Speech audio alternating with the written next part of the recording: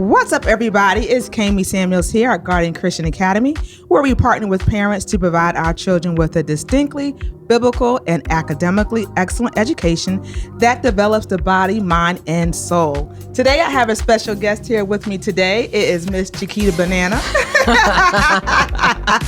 No, I'm just joking. This is our very own Miss Julie Matthews.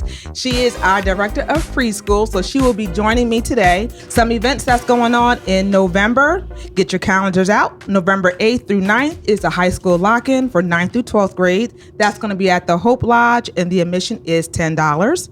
Monday, November 11th is our first responders breakfast. On November 16th is our turkey trot. That's going to be some fun from our families and for our friends. Basketball tryouts are going to start out the first week of November. And right now we are in quarter 2, which means we have an opportunity to serve. Our annual Change for Change initiative is back. Change for Change allows students to bring in change, which we use to purchase Christmas presents for children in need this Christmas season. So family, friends, parents, look through your sofa, your cushions, your seats, car seats. Look for all that pocket change and bring those in with your little ones. No donation is too big or too small. Each classroom will have a container for students to put their change in. And again, this service opportunity will run through December 6th. For our K through 12 families, the homeroom announcement team is looking for volunteers. So if you know someone or if you yourself is interested in doing the announcements, reach out to Mr. Sweeney. And if you're in elementary, you can reach out to Ms. Tori or Tabitha. So that's all I have for news and announcements. So again, we have our very special guest, Miss Julie Matthews. She is our preschool director, but today she is Miss Chiquita Banana.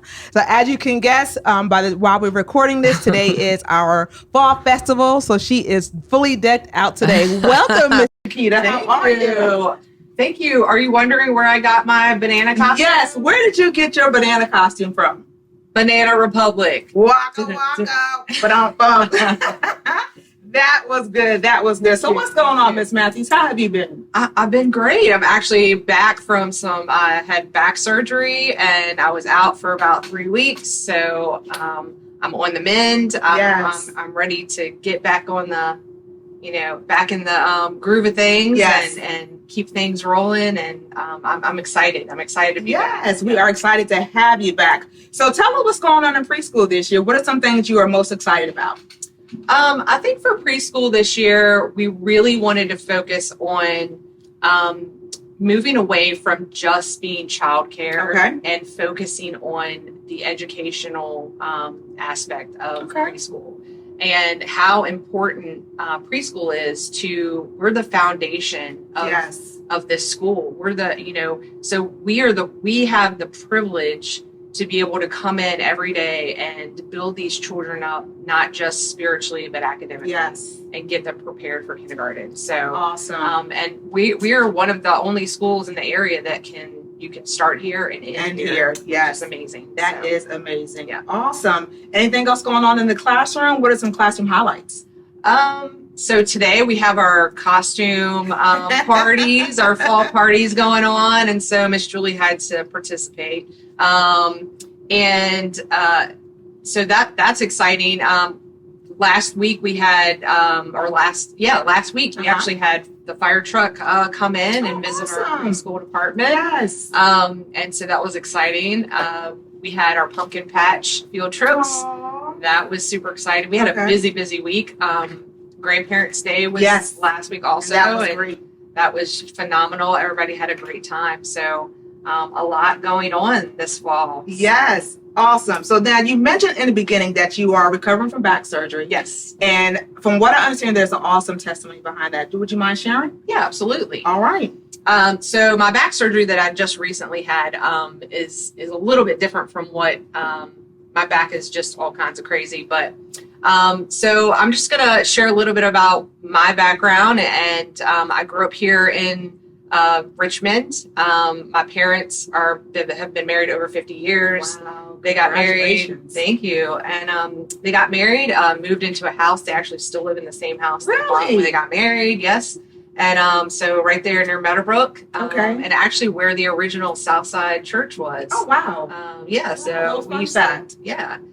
used to go and visit that facility, which was awesome. So, and so I grew up in a Christian home. My parents were Christians, raised me up. And sometimes you forget what a testimony that is, because for me, I was like, oh, I grew up in a Christian home. Like, I don't really have the testimony that other people have, like, God delivering me from drugs or other situations. Right. But it's a testimony to our generational, their parents and their parents and about them, and they've been praying for us. Yes. And that's a testimony in itself. It is. But at the time, some years ago, I thought to myself, I really would love to have a testimony that I could show that only you were able to bring me through this. Right.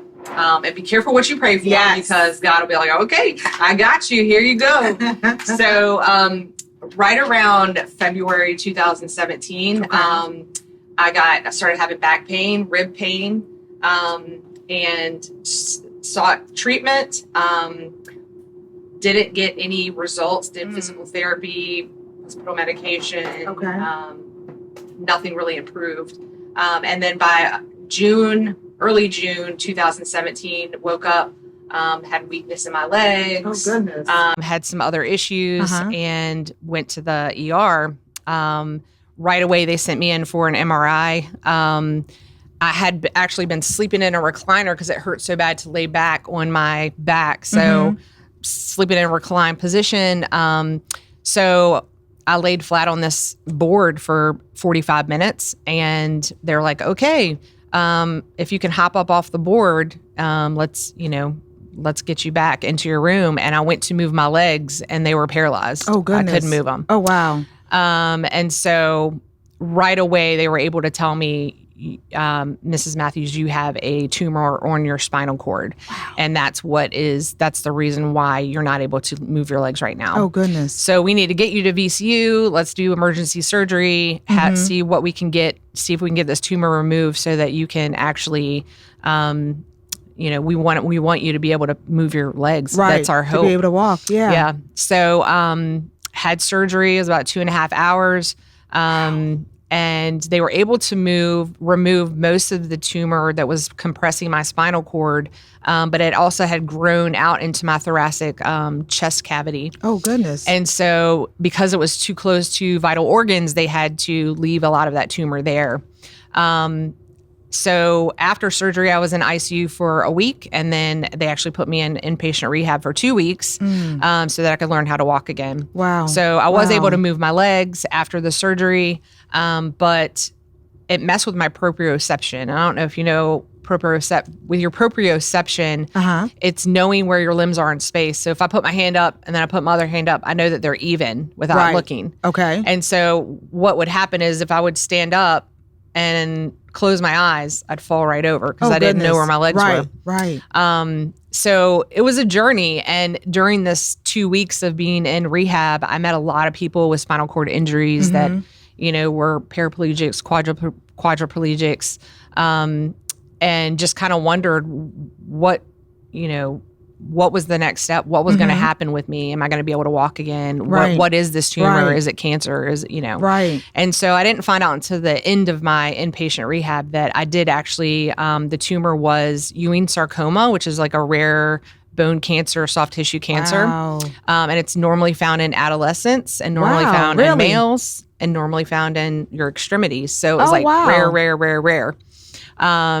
So I was informed that I needed to get 17 rounds of chemo and 25 radiation treatments, and that it was a very aggressive cancer, so I needed to get treatment right away. Right, yep. Right. So I spent a year going through chemo and radiation and also going through physical therapy because trying to learn how to walk again. Right. I went from being in a wheelchair to a walker to a cane. Wow. And then at the end of my journey, when I finished my chemo, I was actually walking without a cane. Wow. And Lord. I remember being in physical therapy and I actually remember seeing Dancing with the Stars and they had this Paralympic champion who she couldn't feel her legs. Her legs, they functioned, but she couldn't feel them. And I was watching going, God, I want to dance. That's where I want to be. And luckily after all of my treatment, I was actually able to join my dance team at church. Yeah. And so it was really cool because you don't realize when you're going through things like this, that people are watching. They're watching your journey and they're watching how you handle things and how you respond. Yes, and how you're trusting in God through this. And so for me, I had people come up to me and like, I watched you go from a wheelchair to a walker. Right. And now you're up there dancing. Wow. And what that a testimony. Amazing. Yeah. Yes. So, once I kind of recovered from my chemo and physical therapy, I started teaching at a preschool, and needless to say, it wasn't GCA, and it was somewhere that I wasn't very happy, and I didn't feel like my leadership skills were being utilized. I also didn't feel appreciated. I felt like God was like pulling me into something else. Right. And I'm thinking to myself, why did God bring me through this journey? Like, why did I experience all of this? And, I really felt like God was pulling me into leadership. Okay. And so I actually found out that, GCA was hiring. I met Amy Sharon, who used to be our elementary principal at my church. And she came in one day and was like, hey, does anybody know anyone that wants to be a principal of a preschool? And I was like, me. Wow. Okay. And I actually had been praying, like I'd been listening to a podcast and they were talking about how we forget to pray God-sized. That's right. Yes. And sometimes we pray for like the small things, but we don't really focus on, we don't realize that God can do anything. Yes, so much more. And so for me, it got me thinking, what do I want to do? What's something God-sized I can pray for? And what's something that I would love in my life? And I felt like God had given me leadership skills. So for me, I was like, I felt God pulling me to leading a preschool. Right. And so that next week, Amy Sharon came in and said, and I was like, wow, you work super fast, God. This is amazing. So, I said, I don't really have experience as a director, but I've been a preschool teacher for, 8 or 9 years. I do have administrative experience. Right. But you know what? What's the saying that God does not, equip the called, he calls that's right. He doesn't call the equipped, right? He equips the called. That's right. And for me, it was a new experience for me. But when I initially applied, I didn't get it. I didn't get the position. So how'd you feel in that moment, knowing that, God, this is what you called me to do? So what happened? Why didn't it work out? Right. A little defeated in the moment. Right. It turns out the person that actually got the job, I worked with her at the preschool I was at. And God really can use even opportunities like that to kind of show his glory. And so she actually had a word from God, and she came to me and said, I know you had this interview. They actually asked me back to interview to be Mr. Branson's assistant. Right. And I shared that with her, and she was like, God kind of spoke to me, and I want to kind of meditate on this and pray about it. I don't want to add to it or take away from it, but I'm going to call you later. And I was like, okay.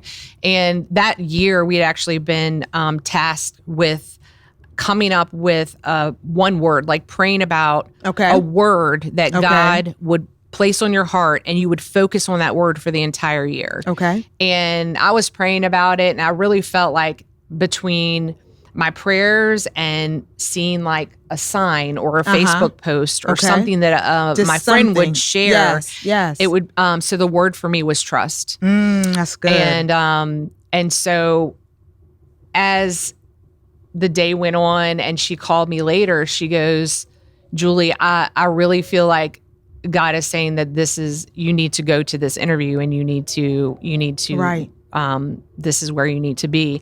And he revealed kind of a word to me, and it was in all caps. And she goes, I don't know if it means anything to you, but it was the word trust. Look at that. And I was like, wow.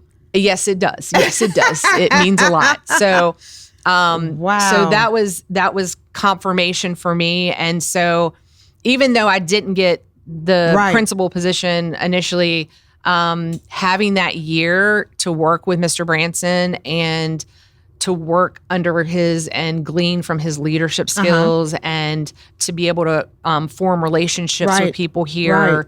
I would not take any, I would not have any other way. You wouldn't exchange it any other way. I wouldn't have changed it. Right. And it also, it sounds like that was God's way of also preparing you. Yes. You know what I mean? Yes. Even though it didn't happen right when you wanted, he used that time to prepare you for what's to come. Because I like to always say, God works from the end and he comes up. Whereas we start here and we go back. Absolutely. You know what I mean? So it was like God was using that. This is the end result for you, but I'm going to work from the end and come forward. While he's going this way, we're going that way. Yes. You know, and that's look at God. Just look at God. So, you know, through my cancer journey and through my journey to get here as principal, you know, I really, you know, the word trust obviously is my word. That's my word. And that's what I use to focus on